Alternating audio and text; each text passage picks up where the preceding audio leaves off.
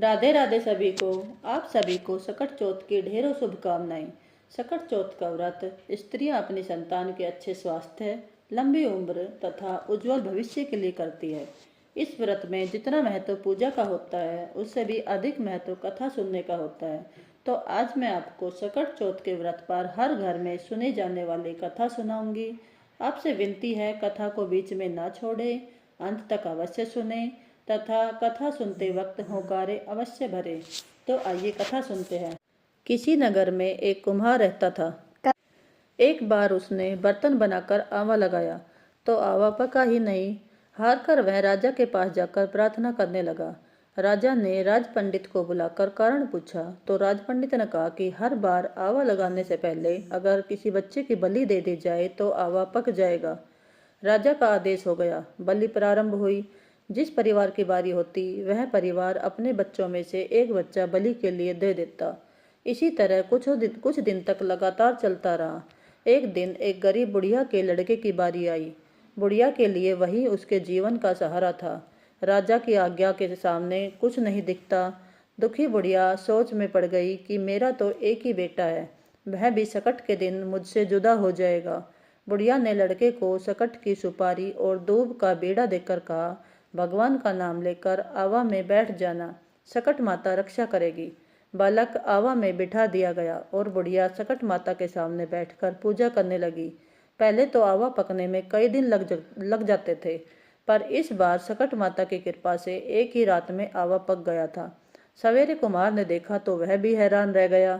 आवा पक गया था। बुढ़िया का बेटा तथा अन्य बालक भी जीवित एवं सुरक्षित थे।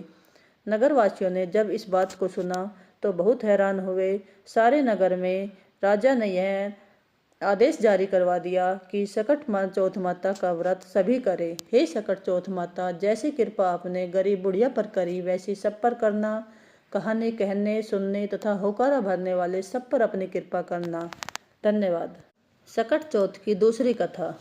एक गांव में देवरानी जेठानी रहती थी।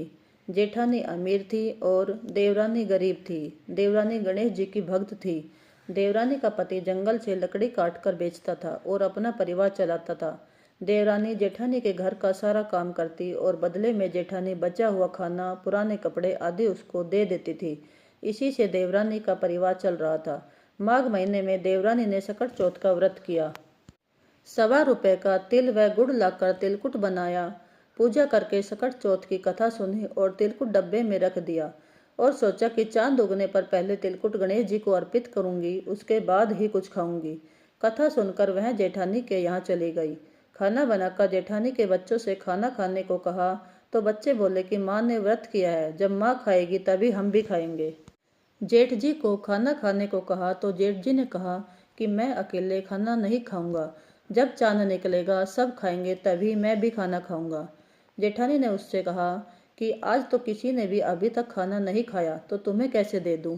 तुम सुबह सवेरे ही बचा हुआ खाना ले जाना।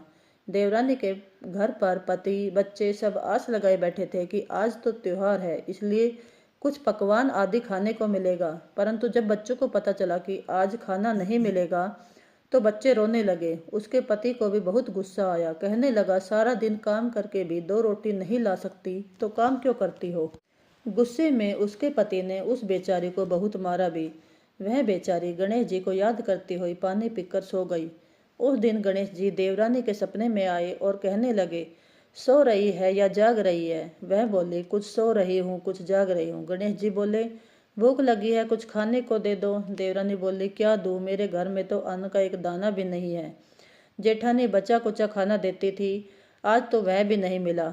पूजा का बचा हुआ तिलकुट डब्बे में पड़ा है, वहीं खा लीजिए। तिलकुट खाने के बाद गणेश जी बोले, झड़झड़ करूँ या पड़ पड़? वह बोली, झड़झड़ ही कर दो। फिर गणेश जी बोले, अब कहाँ पोंछूं? सो बोली, मेरे सर पर पोंछो। और कहाँ पोंछोगे? सुबह जब देवरानी उठी तो यह देखकर हैरान रह गई कि पूरा घर सोने से जगमगा रहा है। सिर पर जहाँ गणेश जी ने पोंछा था वहाँ सोने के टीके व बिंदी जगमगा रहे थे। उस दिन देवरानी जेठानी के काम करने नहीं गई। बड़ी देर तक राह देखने के बाद जेठानी के बच्चों को देवरानी को बुलाने भेजा। जेठानी ने सोचा, कल खाना नहीं दिया था इसलिए शायद देवरानी बुरा मान गई है। बच्चे बुलाने गए और बोले, चाची चलो, माँ ने बुलाया है, सारा काम पड़ा है। तो देवरानी ने कहा, बेटा बहुत दिनों से तुम्हारी माँ के यहाँ काम कर लिया, अब तुम अपनी माँ को ही मेरे यहाँ काम करने भेज देना।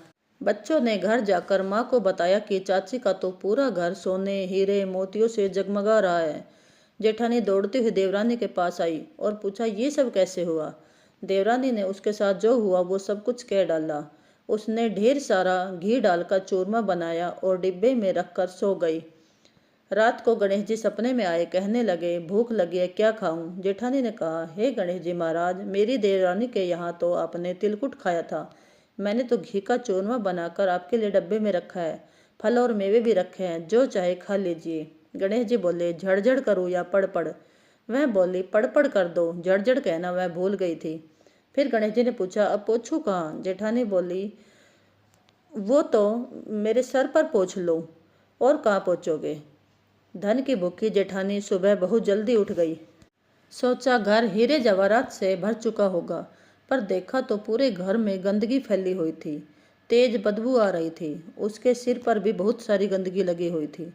उसने कहा, हे गणेश जी महाराज, ये आपने क्या किया, मुझसे रूठे और देवरानी पर टूटे। जेठानी ने घर की सफाई करने की बहुत कोशिश की, परंतु गंदगी और ज्यादा फैलती गई। जेठानी के पति को मालूम चला तो वह भी बहुत गुस्सा हुआ और बोला, तेरे पास इतना सब कुछ था, फिर भी तेरा मन नहीं भरा। परेशान होकर गणेश जी से मदद की विनती करने लगी। गणेश जी ने कहा, देवरानी से जलन के कारण तूने जो किया था उसी का यह फल तुझे मिला है। अब तू अपने धन से आधा धन उसे देगी, तभी सब कुछ साफ होगा। उसने आधा धन बांट दिया, किंतु मोहरों की एक हांडी चूल्हे के नीचे छुपा रखी थी, उसे नहीं दिखाया। उसने सोचा, किसी को क्या पता चलेगा, और उसने उस धन को नहीं बांटा। उसने कहा, हे गणेश जी, अब तो अपना यह बिखराव समेटो। वे बोले, पहले चूल्हे के नीचे छुपी हुई मोरों की हांडी सहित ताक में रखी 2 सोई है, उन्हें भी बांटो। इस प्रकार गणेश जी ने सभी चीज का बंटवारा करवाकर अपनी माया समेटी। हे गणेश जी महाराज, जैसी कृपा आपने देवरानी पर करी, वैसी सब पर करना। कहानी कहने वाले, सुनने वाले और हुंकारा भरने वाले सब पर अपनी कृपा करना। बोलो गणेश जी महाराज की जय।